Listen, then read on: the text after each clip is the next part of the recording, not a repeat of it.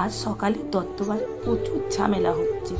শোনা যায় দত্তবাড়ির নতুন বউকে নাকি নিজের স্বামী গায়ে হাত তুলেছে।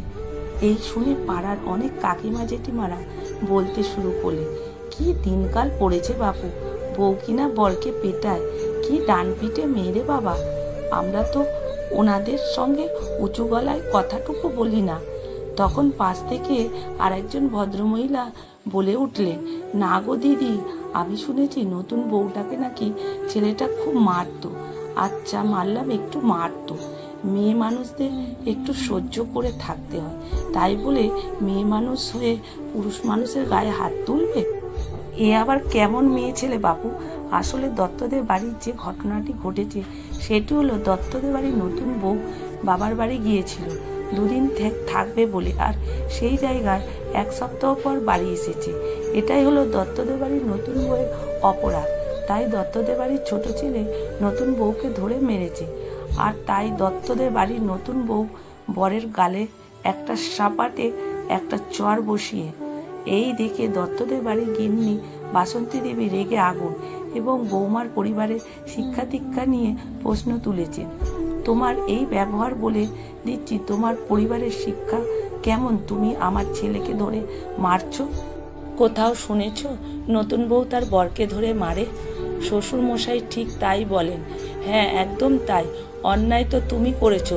তোমার দুদিন থেকে ফিরে আসার কথা ছিল, আর সে জায়গায় তুমি ফিরে এলে 7 দিন পর। তাই বাবুর একটু মাথা গরম হয়ে গেছে।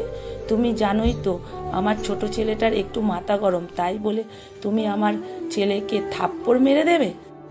পাশ থেকে দত্তবাড়ির ছোট ছেলে বলে উঠল, আমি বলে দিলাম মা, এই মেয়ের সঙ্গে আমি আর ঘর করব না। ওকে ওর বাপের বাড়ি পাঠিয়ে দাও, সারা জীবন ওখানেই থাকবে। এতক্ষণ নতুন বউ সব কথা চুপচাপ শুনছিল।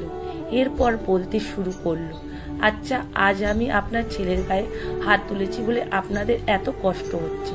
যখন আমার বিয়ে সবেমাত্র 15 দিনের মাথায় আপনার ছেলে আমার গায়ে হাত তুলেছিল, কই তখন তো আপনারা কেউ প্রতিবাদ করেননি।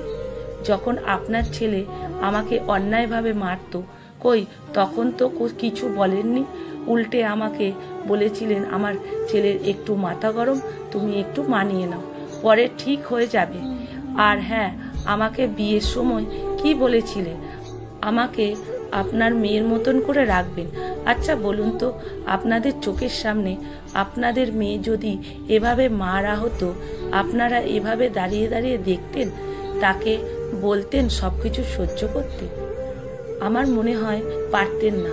আর আমাকে মার খেতে দেখতে পারছেন, সহ্য করতে বলছেন শুধুমাত্র আমি আপনার নিজের কেউ নই বলে?